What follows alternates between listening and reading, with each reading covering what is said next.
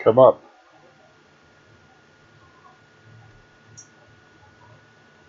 Should be live. Thousands of, but that's... You're live. Is it? Are you notified? Here you are. We're up. It's running. Thousands of, that's... You're live. Notified? That's, you know, I wondered if it was that. That's... So whenever you reload it in there, it gives you a new encoding number. So, but no one's watching. But, right? I know. There, I just got notified. Are there any people watching? 4. There is? Yeah. Wonder why it's not showing here. Can they hear us? Can No. you see us? Can you hear and see us? Anybody? Standing on the road, watching in the rain from Mississippi. Don't get stuck in the dirt. I'm just using my webcam on my computer. Oh, we got Sand Blaster and Sand on the road. We've been playing with this stupid thing for a week. Yeah, and a day. Yeah, and you got to get these 2 codes to match. So I've unloaded and reloaded and loaded again and reloaded another way. And anyway, finally got it working. Hear and see it perfect. Yay! I know it's terrible. It's like slow motion, huh? Does it look like it's like real blasty? But it's because we're doing it off the laptop. Where's oh, there it is. See, I put my finger on it. Well, that's cool. So happy. What do you guys think? We got 4 viewers, but there's only 2 showing. That's because I'm one of them. The other night, man, we got all set up, and Darla had been working all day, and she was really tired. She goes, "Okay, I want to do this. Let's just do it." But, you know, we hadn't changed anything other than just turning it on. And it just quit working. Yeah. So we need this. We got the number now. We need to save that somewhere. Well, I've got the picture. Yeah. I'm going to delete the wrong one. Because I don't think that we always got to match up to YouTube is what it is. Yeah. So. Well, we're glad we're live, and we're glad you're here. Hey, you know what? Stand on the road. These nasty comments. That's not going to be allowed, or we're going to start calling you Kevin. Somebody's got to take Kevin's place. He's busy. Yeah, he's real busy. I talked to him the other day. He's real busy for a while, so probably won't see him or talk to him for at least a month. But anyway, trying to work on things in our little lives. Darla's working a job, and she's having kind of a struggle with that, trying to get to learn everything, and especially the personalities and functionality that way. And working on, I want to go pick up my motorcycle shop in California and haul everything back here. But I'm trying to get a storage, man. Storage lockers here are a tough thing to come by. It's not something you just walk in and say, yeah, how much is it a month? I'll take it. It's like you got to wait. So, yeah. I needed some buttons pushed. Yeah, buttons have been getting pushed. So, I've been working on the motorhome a lot, trying to get things really need to be worked out. I got to pull the radiator. That's going to be fun. Steve Turtle's here. Hey, Mr. Turtle. Hey, Steve. How are you, sir? Are you still gate guarding, or you're done with that? You're out spending the money, right? You made the money, now you're spending the money. No, you don't understand. Containers are not going to work. I need storage like for toolboxes, drill presses, actual presses, Sullivan tanks, a lathe. I got a lot of stuff I got to bring out. So I see the news in column. More and more communities are making parking RVs illegal, like Colorado Springs, and Berkeley is considering it. Yeah, Colorado Springs has been that way. But you know what? The ones where you can't park are the super liberal towns. Yeah. You know, they got a law for everything, unless it applies to them. And you know what? Screw them. You know, don't go through if all the RVers, don't spend your dollars there. The RVers just quit going there and say, too bad for you. Oh, they're home now. Then who is? Steve Turtle. Oh, he is? Oh, okay. You know, then eventually, I mean, of course, LA's always been a problem, but who wants to stay in LA, you know? In Colorado Springs, I'll tell you what, it's not a problem to camp there if you want to pay to stay. That one there on that mountain where all the secret stuff is. What is that? NORAD? NORAD, yeah. That's a pretty cool place. That's a really, really nice campground. It's got a real beautiful view up there, too. Yeah, you could see the whole world, so. And it snowed last time we were there. Yeah. Not enough to keep us from getting out, but it did snow. So we were kind of feeling unloved. So I think Darla changed one thing on our resume in Work Camper News, and man, we're being hounded now. Everybody wants us to come to work for them, so it's nice to feel loved. There is Leisure 057 blank. Hello. Hi. Yeah, if you want, if you want to do a short one, why don't you grab your chair? Well, I could set this on there, and we could. Remember, my head's feeling like a grenade. Yeah. Steve, your next job is April 15th. Where are you guys going? Gate guarding.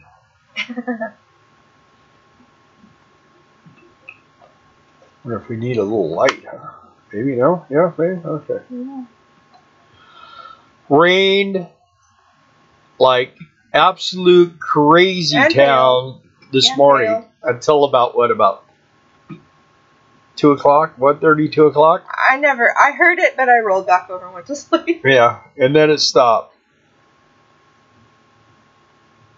What states are the best for boondocking besides BLM land? Well, you know what?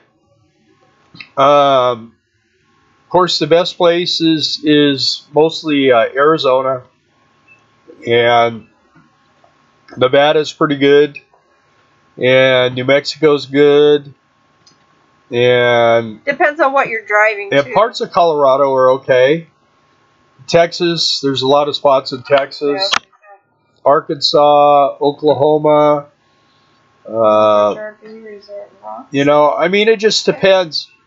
I mean, our idea of boondocking usually for us, if we're, besides being in Arizona or something, we usually use Walmarts, Lowe's, Flying J's.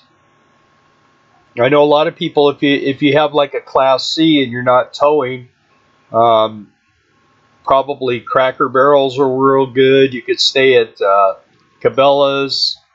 There's a lot of places that you could stay. They're not really. Yeah, sometimes. They're like stealth camping, but not when you have a big rig like ours. We don't stealth anything. Yeah, we don't. We're not stealthers. It's good for a night. If you're talking about boondocking, like going out and staying for an extended period of time, the best bet is going to be Arizona, Texas, Colorado, not so much, but I mean, there's places. I don't know. Yeah, I'll tell you one thing about Oklahoma is Oklahoma has a lot of really, really strange little codes and stuff like that. And you got to be careful with them because they'll try to take your stuff. So when you go through Oklahoma, always obey the laws. And if they knock on your door and they want you to leave, don't argue with them. Just leave. Most of the time they won't bother you. But Oklahoma has some. They got used to steal all them drug cars and stuff like that. And so anytime they can take your stuff, they will. The cops have gotten pretty rough. I mean, you just obey when we're driving this boat, this big thing, we're going through cities and stuff, especially little towns like where we're at. I mean, the speed limit's 35. You drive 35.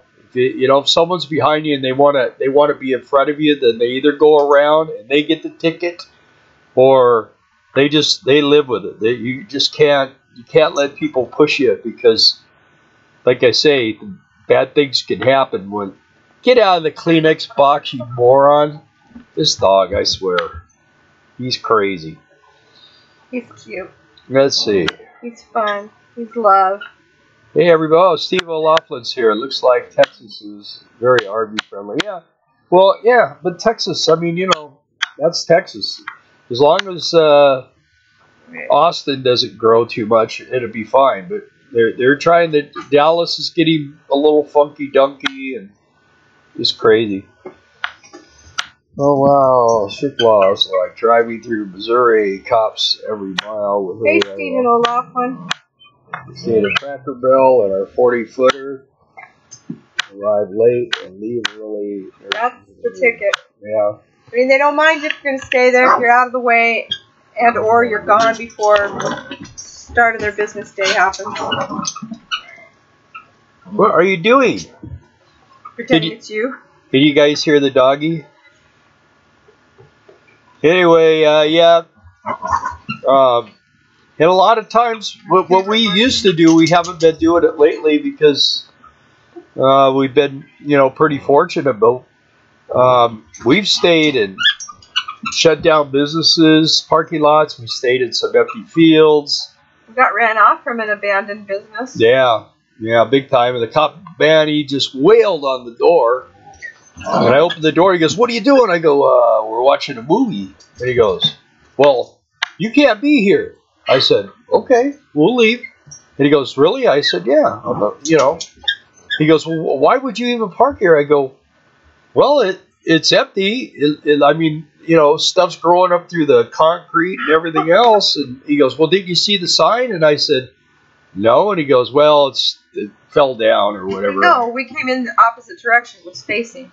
So anyway, I said, "We'll leave." And that was actually in Colorado Springs. Yeah. So, and we had a reservation for the next night at the NORAD, but we stayed in front of a Camping World. Yeah, he said, "Why don't you call Camping World? They let people boondock over there." So we called Camping World.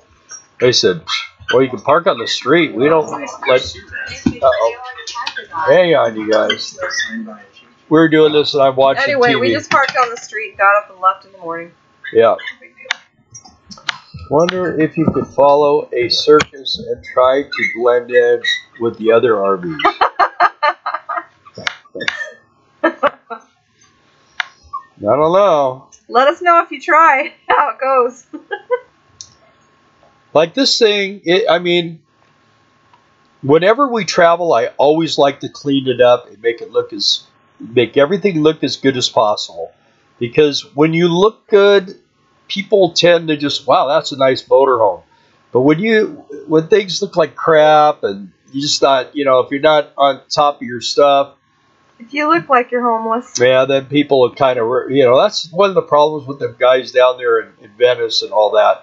California. I mean, everything has a blue tarp on the roof and the tires are all rotted and they're all rusted out from being at the beach. And I mean, they know, but they've gotten to the point where they don't ticket. Well, one of the reasons why they don't ticket is because they don't want an accurate count on how many homeless people there are in California, because they've got this big socialist utopia test program going on there, and it's part of the reason why everyone's leaving. Because I mean, we always had homeless people in our town, even 30 years ago, but it was one or two guys, and they just like living outside. Now it's tent cities everywhere. So let's see. No new comments here. 11 viewers. That's cool. Anyway, I wonder if when you hit the like button, if it shows up on here. I don't know. I don't see where it shows up. I don't think it does. I don't think there's a spot for that. Yeah. However, I can tell you, we have 13 followers right now, and we've got 4 likes, 4 thumbs up. There we go. Okay, that's good. Some of you love us. Yeah, some of you are glad we're here. Yeah, we're doing a get rid of subscribers thing again too. We're on the downward slope. There's again. Doug D. Hey, Doug. Yeah. How's Helen? Yeah, for some reason, we kind of get this roller coaster thing going. We'll go up, up, up, up, up, and then we go back down a ways, and then again, we always make ground in the long. Love you, Gus. Forgot a letter, I think. I think guys. There you go. Maybe they do love Gus. Yeah, you never know. I don't know. So while Darla's been working this week, I've been doing the spring cleaning, man. We have a rear windshield, and then we have like a, what do you call that, thermal stuff, and we upholstered it, and we all that stuff. Reflectors, and we put that in the back window. And the only trouble is when you get moisture in there, man, we had like 3 little dots of mold. So luckily I decided to do that, got everything all scrubbed up, because man, that stuff will make you sick. You got to be real careful. You got things working tonight. Great. Yeah, but I'm not using any of my good camera equipment. This is just the camera on my computer, and it's kind of like I got all this really awesome stuff, but we've been working on getting this thing to fire up, and we finally figured out what the problem was. There's a key code that when you're using OBS, it has to match the key code in YouTube, and they didn't match. So we started all over, and he deleted OBS, which is the broadcasting system that we use, and then he downloaded it again. And when you do that, it gives you a new stream address. Yeah. That you have to match up with YouTube. I think so. Otherwise, they don't talk to each other. I don't know. It works right now. Let's just. Yeah, we did something right, but we don't know what we did. We think it's that. Let's see. I don't care so much about stealth. I just want to park anywhere. Sandblaster also said, just watch a sad video about Seattle where the drug problem is so bad and they don't prosecute anybody. And there's RVs with no engines parked. Yeah. San Francisco's getting as bad. We were real good a few times ago. I'll tell you, when my kid was young, he is kind of wound up, but he's always been a great kid, and I just wanted him to see what I seen as a kid and Darla seen as a kid. So I took him down to Skid Row in LA, and they said, "You see these people down here?" And he goes, "Yeah." And I said, "These are people that don't work, they get drunk and get loaded." And I go, You don't want to be one of them. You want to be a good person. You want to get, and it made a big impression on him. And he grew up to be. He's a great kid. I mean, I'm so proud of him. San Francisco is getting this bad. Yeah, liberal cities, as you say. You guys were real good a few times ago. What? We're not being good now? Yeah. Anyway. We try to do this Wednesday thing, but man, we just been having struggles. And my daughter just bought a house, and it got inspected today. And I mean, I'll tell you what, man, she stole this house. It was one of those really rare deals where you get a lot of house for very little money.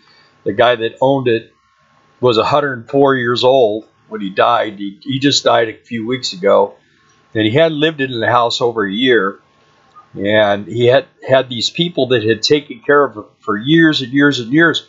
Well, he lived so long that he outlived everybody in his family, so he had no one to leave his stuff to. So he gave it all to these people, these caretaker people. Well, they got the house, and they just wanted to get rid of it, so they wanted to sell it fast. And my daughter got word of it. It hadn't been listed or anything, and her and a real estate lady approached the people that had it and say, "Hey, we'd be interested in buying this house." And she got it for about half of what it's actually worth. So today she had an inspection. Guys go over and check the foundation and all that stuff, and a bunch of contractors there, and they're all saying, "Yeah, it's good. The house is good." So the only thing is the house is basically kind of like the Brady Bunch house. It's all 1970s. So she's got a lot of upgrading to do, but that's all right. It's like 3 times as much as she was going to get if it's instead of a 2-bedroom with no garage and 1 bathroom, it's like 3 bedrooms and a den and a big living room and a dining room and a big garage, and it has a place for an RV. So that's going to work out great because she's only about 2.5 hours from us here, and then we can turn and burn. So glad things are. No, you removed your message. Glad things are better. Hi, Bakio. How you doing?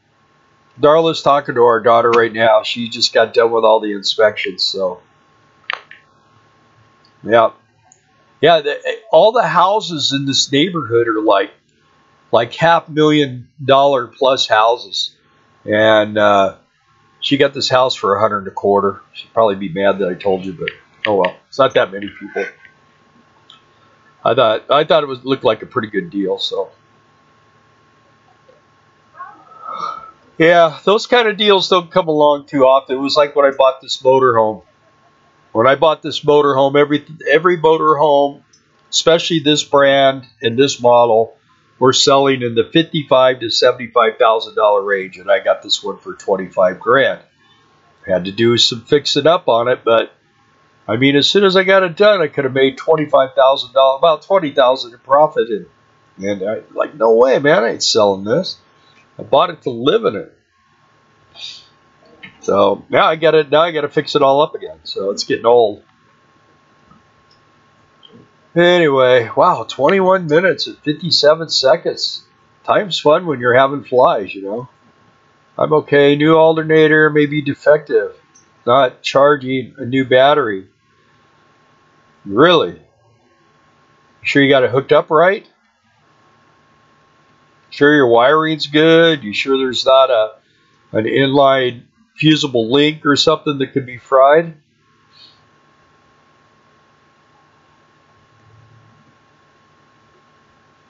Should be able to test that. What is it going dead when you park it, or is when it's running it's not charging? Did you test it? Did you take a meter and test it and see if it's putting out power?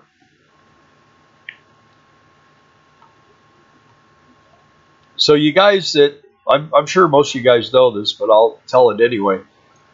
If you have a vehicle that when you park it and you come out the next day and it's dead, the easiest way to test whether it's got a draw on it.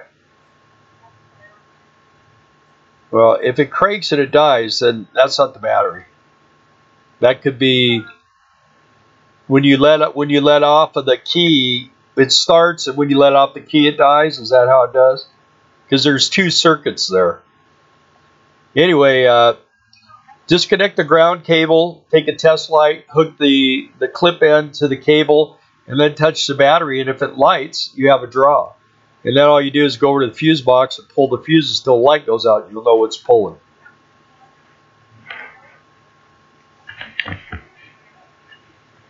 Yeah, on a vehicle, start mode sends power to your distributor when you're cranking, and then when it starts and you let off the ignition switch, then it goes into the run mode. So there's two different things there. If it's cranking, then it's probably not the alternator. It's probably not a charging problem. It's probably you got there might be like a little rheostat type thing on the firewall, little white square block.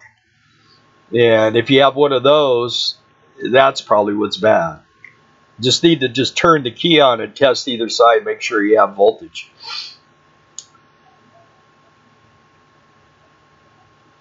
Any other questions?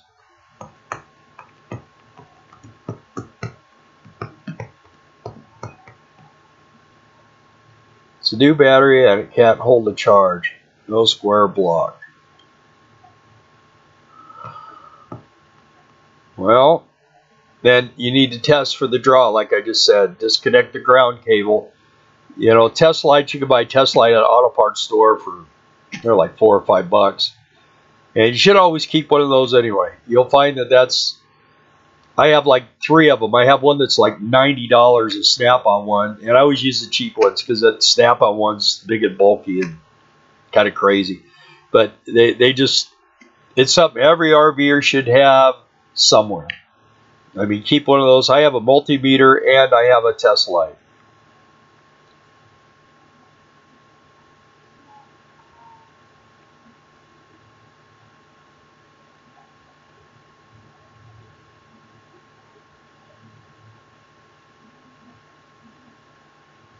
Yeah. Some of these new RVs are nice. Macerator, huh?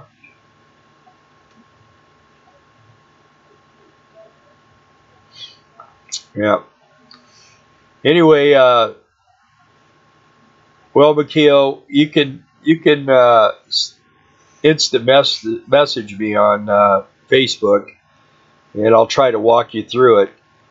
I mean, if you did the test light test, and it didn't drain. It doesn't light up, right? It's dead. The light doesn't come on.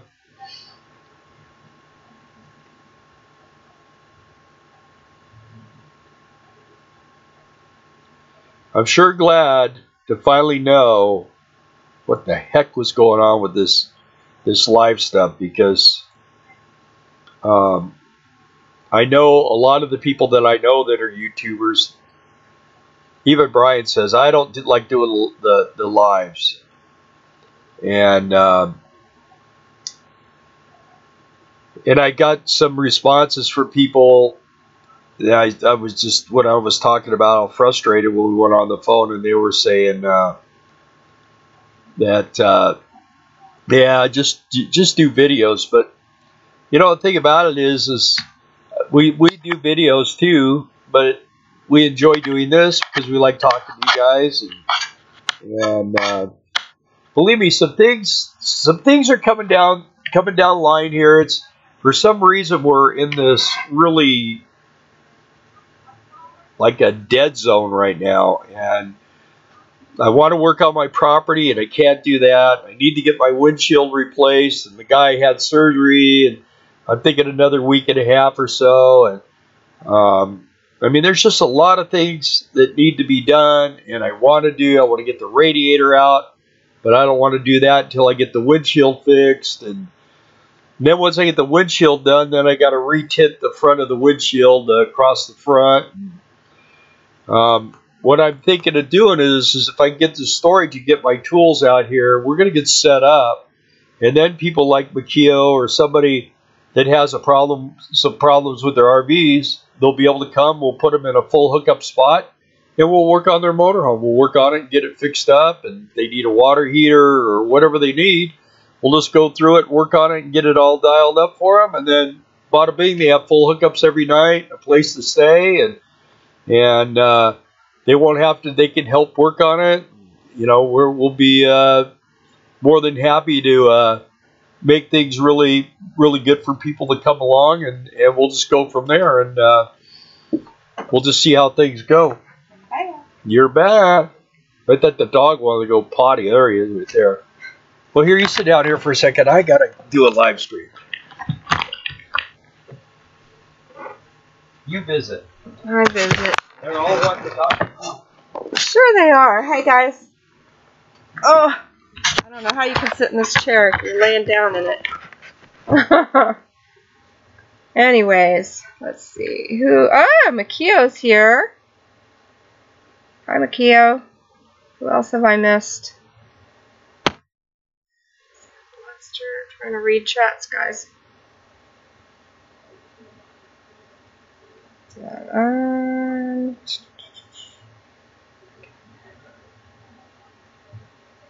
RV repairs are never done, but neither are house repairs, right? Steve, you're back from dinner? Hey, Makio. I hope dinner was good. So you're working a campground job again, right, Steve?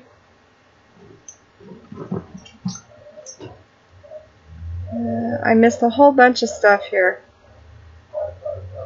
Okay, there we go.